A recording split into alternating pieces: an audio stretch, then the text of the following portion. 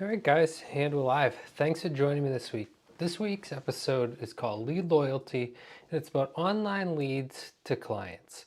We're going to talk all about how to basically adapt and adopt these different leads and how to take them from online once to yours forever. I'm your host, Sean Patrick Maloney, and thanks for joining me this week on Real Facts on Real Estate's live episodes, just teaching a little more about real estate so you can find more success in your career. Without further ado, let's get started. So online leads is something that oftentimes we hear it misexplained. We hear lots of different agents say things like buying leads or all these different bad connotations towards online leads. An online lead is simply something generated, whether it be through a Google pay-per-click account or a Zillow Premier Agent account, a Redfin partnership, or any other one. For the matter of today, we're talking about all the above. We're going over how those online leads can become your leads forever. So let's get started on some of the ideas. One of the first things you got to remember is the people that meet you online tend to be buyers. There are some seller leads out there, but not too many people really believe anyone has ever cracked the code when it comes to the seller lead. But when the buyers come, they move into new areas. They're looking to these online sources to meet new people in the community so that they can get themselves into a home in that community safely, efficiently, and that's why they reach out to local online professionals. Now, some agents out there that work their sphere of influence and they're not really used to the internet, when they look at these leads, they look at them with like oh, I don't know that person. I don't work with people I don't know in real estate. Well, the world has changed a lot, whether it be work from home environment to the world just globalizing. People move everywhere, and lots of times they don't know someone in the area. So as an agent, one of the first things you can do to convert online leads better is you can set up a foundation for where your clients can find you, whether it be a YouTube, a blog, a podcast, where they can find great local information for how to live in that community. Because the online lead first shows up, but we have to give them value after. So we'll talk about the conversations we can have with them a little bit later in the episode, and we can go over what not to say to them. But right now I just want to talk about the idea of a lot of agents don't understand when they don't convert the leads, where'd the lead go and why'd they go away. A lot of agents really just think about person calls, wants to see house, get them to house. And you need to think person calls, I need to establish a relationship, I need to get them into property, and I need to get them looking at other properties with me, because chances are the first house they look at they might not like, but I need them to understand I'm a buyer's agent and I can sell any and all properties locally, and that I am here for you.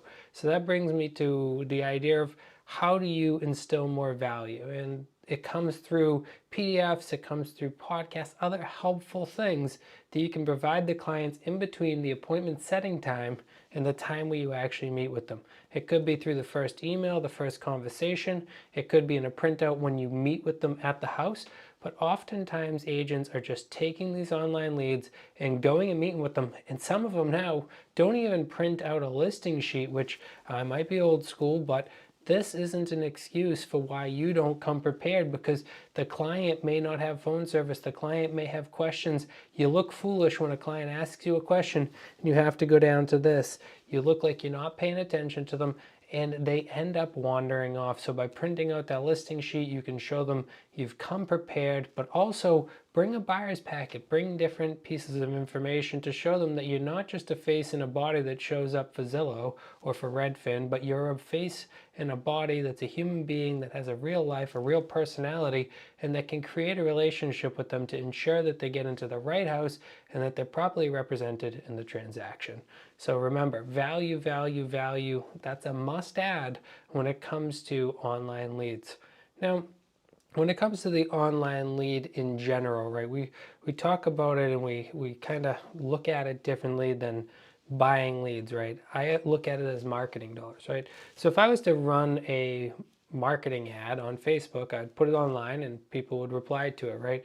So why, when I pay to get a lead from Zillow, is it considered buying a lead versus marketing? Because Zillow is doing the exact same thing, except for that's where buyers shop for real estate. So it doesn't make sense. So first thing you got to do with those is just get rid of all the naysayers, get rid of that mindset, and think to yourself, okay, I'm going to have killer conversations, I'm going to add value, and then I'm going to become theirs forever. So representation and the right of representation. I know a lot of realtors, people have been concerned.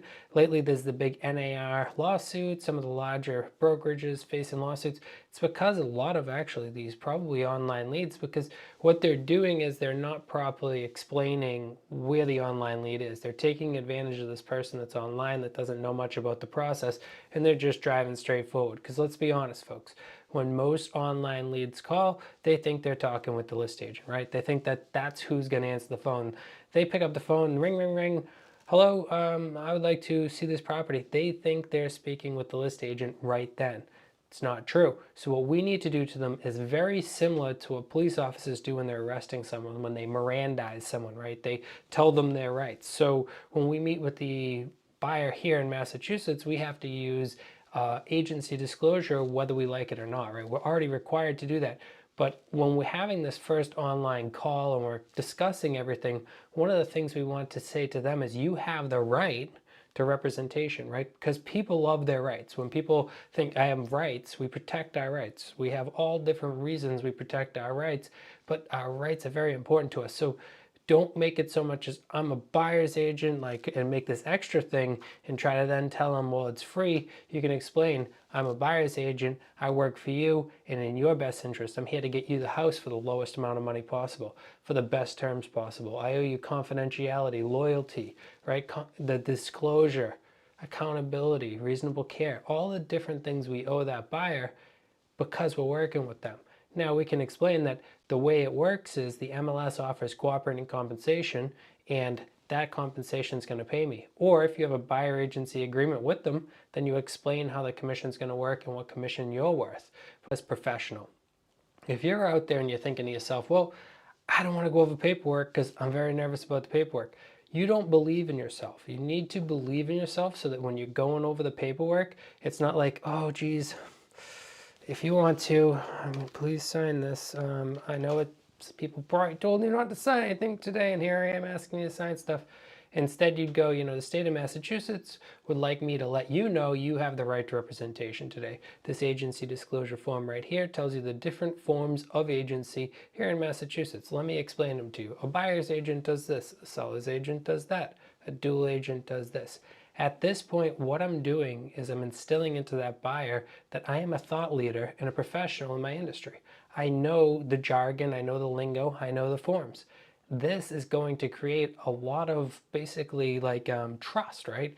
And by doing this, we're also setting out the terms of the relationship. So in the agency disclosure and in the buyer's agency agreements that we have, we line item out who's going to do what, who's responsible for what type of timeline does it look like. That way their expectations are set real and people know how to work. So when we set real expectations with clients from the beginning, clients understand how to work with us and we understand how to work with them, and we can have those difficult conversations, as some might call it, at the very beginning of the whole entire relationship, which leads to more trust through everybody. Now, let's rewind back to one of the beginning, most important parts, which is the phone call, right? So say the consumer comes in through one of the lead portals, which the lead portals, they call that a lot of times like your realtor.com, homes.com, zillow.com, some of the Redfin partnerships, Fast Expert, all the other ones that where you log into something, you get that lead, and there's some sort of agreement, whether it be money, compensation wise, it could be a commission based, it could be a referral, depending on the way that source works. So when we're talking about portal leads, the original conversation, some of the framework you really need to have in place is what's going to be said. Now, a lot of agents, they just wing it. They just hello, hello, hello, and they just kind of go with it. I'm not a big guy for scripts, so I don't like people to just sound like a robot and just go line item 1, line item 2. That's, to me, it's tasteless. It's not building relationships. but I like to have a framework of the most important things that I'm going to say in that conversation, so that way I know, kind of like bullet points, like when I open it up, did I say my name, did I say my brokerage name, did I explain who I was and their right to representation? Then I think to myself, did I let them know I can show any and all houses? Did I let them know that I'm going to reach out and I'm going to confirm the appointment? Did I let them know that I'm going to call them back at a certain time? Did I get their phone number? Did I get their email address? Did I get their full name? Did I ask them how they prefer to talk? Email, text message, phone call? Because not everybody can answer the phone all day. So I get all of my framework done. I have a successful call.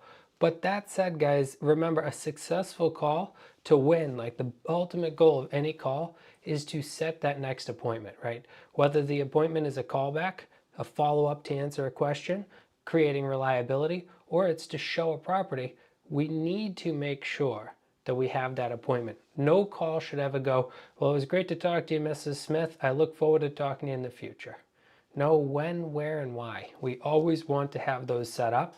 That way there, Mrs. Smith, as promised, I'm calling you back today. I wanted to let you know the heating system is actually gas. Good news. I know you said you didn't want oil. When should we get out and see that property? Notice a bunch of things. I'm using positive supposition, like we're going out together. And notice I'm telling her, as promised, I'm calling you back. Why? Because that's going to create trust again. I want to continue to put these little links of trust, because remember, this person doesn't know me. They met me online. They don't know I'm reliable. They don't know my representation and my representation of other clients. They don't know any of that. They've read my reviews maybe. They might trust them. But let's be honest, there's people out there, there's bots out there, there's all different things. You can pay someone, they can write your review. Your cousin can do it. So reviews don't really answer all the questions as much as somebody that actually works with them and shows them that they can trust them in person.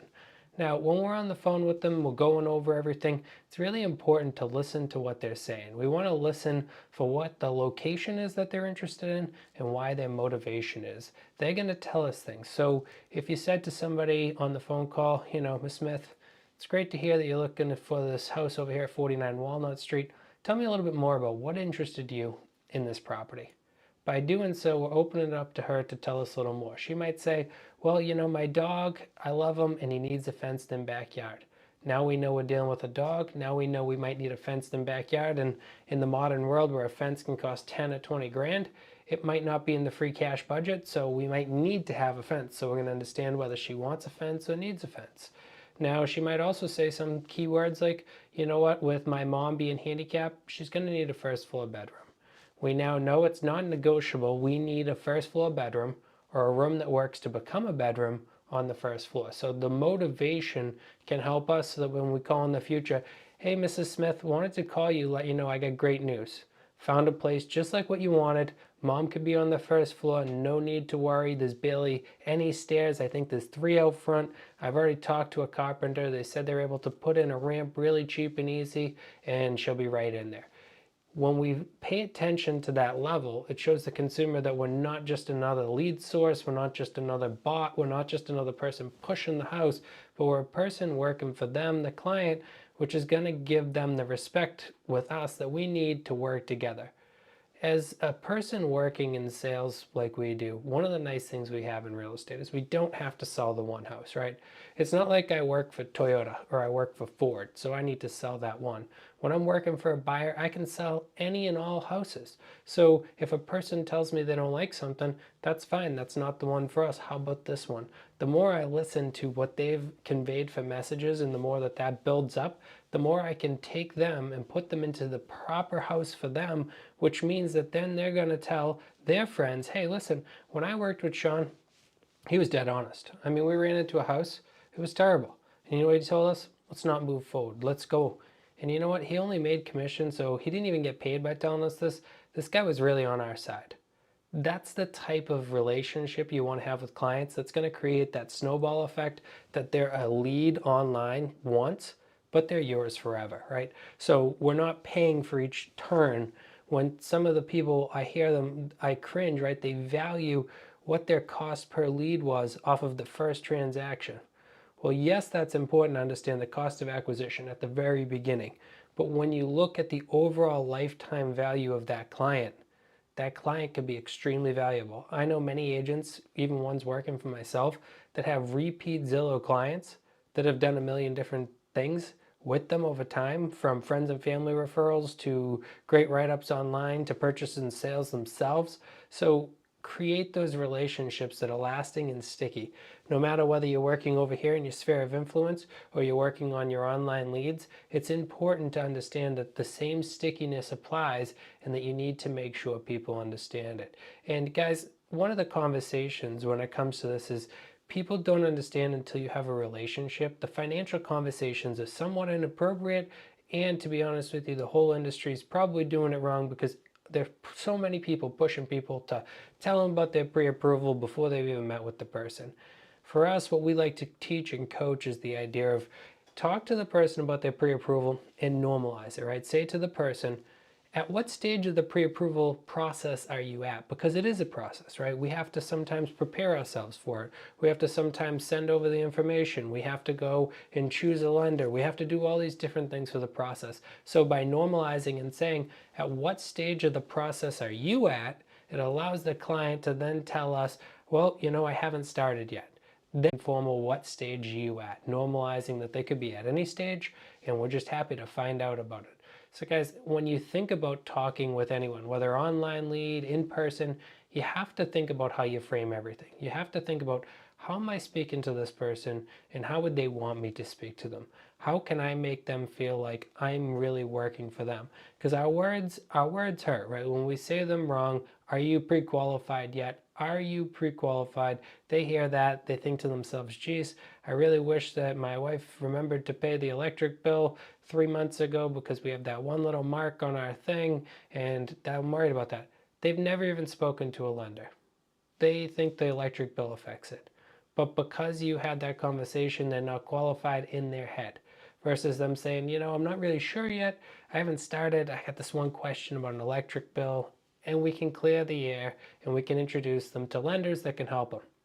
So remember, part of the online value is already having that network put together, right? The lenders and the real estate attorneys. So the lenders and real estate attorneys paired together, they're the ones who are going to make a great team with you that's going to help you do more closings. Now, you got to be careful. You can't violate RESPA. You need to watch all the laws. You can't just say, you got to work with this person. They're the best, blah, blah. You need to give them options. But by having a couple great options, which honestly in the mortgage world, whether the mortgage brokers like it or not, having options is important because not every mortgage professional offers the same products and not every client can meet their product needs. So when we're working with clients, having several different options allows us to say, you know what, you're self-employed, we should pair you with this mortgage professional. You know what, you are in a regular, W-2 type job, everything's standard, you're going to be putting 20% down. These guys can get you the best rate, period, end of story, you're a highly qualified buyer. But learning to get people money, learning to get people deals is also a high value to your clients. One thing people forget, right? Real estate agents in general, they think to themselves, well, people value in us and agents themselves when they value in us, they think, well, we all do the same thing. The truth is we don't. Remember the entire time I've been talking in this video, right? At the beginning I talked about some guides, I talked about adding value, I talked about helping them out, printing out things before going. During the time of the conversation, I talked to you about helping them understand that you can be a representation for them, helping them understand the idea of how the whole system works. Now I'm talking to you about the mortgages and I'm saying you're going to add value. And guess what? Same thing with contractors, guys.